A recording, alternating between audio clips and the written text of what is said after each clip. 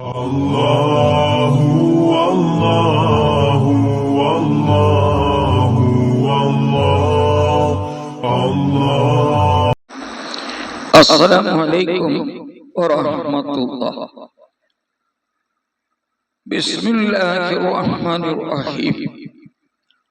പ്രവാചകർ സ്വല്ലല്ലാഹു അലൈഹി വസല്ലം തങ്ങളുടെ ഹദീസുകൾ പഠിക്കുന്നതിലൂടെ ഓരോ ദിവസവും ഓരോ അറിവ് വർദ്ധിപ്പിക്കാം എന്ന വിഷയത്തിൽ ഇമാം ബുഖാരി റിപ്പോർട്ട് ചെയ്ത മിൻഹാജുസ് സ്വാലിഹീൻ എന്ന കിതാബിൽ 976 നമ്പർ ഹദീസായി പറഞ്ഞ ഒരു ഹദീസാണ് 43ാമത്തെ ഹദീസായി ഈ ചാനലിൽ നിങ്ങളിലേക്ക് എത്തിയിട്ടുള്ളത്.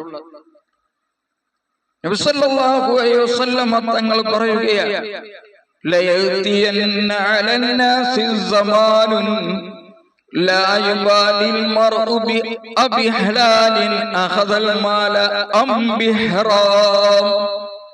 ലയതിയന്ന അലന്നാസി സമാനുൻ ലാ യുബാലിൽ മർഉ അബി ഹലാലിൻ അഖദൽ മാല അം ബിഹറാമിൻ.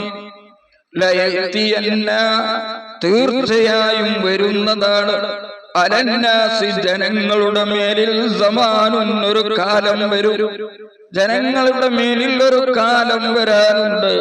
ലാ യുബാലിൽ മർഉ, ആ കാലം വന്നു കഴിഞ്ഞാൽ ലാ യുബാലിൽ മർഉ ഒരു മനുഷ്യനും പ്രശ്നമാക്കുകയില്ല.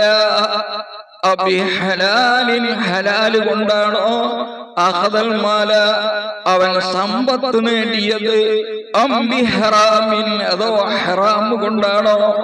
ഹറാമും ഹലാലും ഒന്നും തന്നെ നോക്കാതെ സമ്പത്തിനെ എങ്ങനെയെങ്കിലും ഒരുമിച്ച് കൂട്ടുന്ന ഒരവസ്ഥ, ഒരു കാലഘട്ടം എന്റെ ഉമ്മത്തിന്റെ മേലിൽ, ജനങ്ങളുടെ മേലിൽ വരും എന്ന് പ്രവാചകർ സ്വല്ലല്ലാഹു അലൈഹി വസല്ലം ഈ ഹദീസിലൂടെ നമ്മെ പഠിപ്പിക്കുകയാണ്.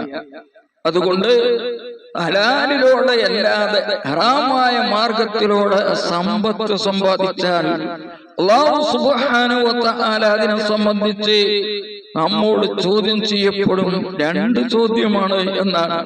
ഒന്ന്, എവിടെ നിന്നത് നാം സമ്പാദിച്ചു, എവിടെയാണ് അതിനെ ചെലവഴിച്ചത് എന്ന് ചോദ്യമുണ്ടാകും. മാത്രമല്ല, ഹറാമായ സ്വത്ത്, ഹറാമായ സമ്പത്ത് നമ്മുടെ ധനത്തിൽ വന്നു കൂടിയാൽ ആ ധനത്തിലുള്ള ബറക്കത്ത് തന്നെ നീങ്ങിപ്പോകുന്നതാണ്, ബറക്കത്തുണ്ടാവുകയില്ല. അതുകൊണ്ട് അല്ലാഹു തൃപ്തിപ്പെടുന്ന രീതിയിൽ മാത്രം ധനം സമ്പാദിക്കുവാൻ അല്ലാഹു തൗഫീഖ് പ്രദാനം ചെയ്യട്ടെ. ആമീൻ. അസ്സലാമു അലൈക്കും വറഹ്മത്തുള്ളാഹി വബറകാതുഹു.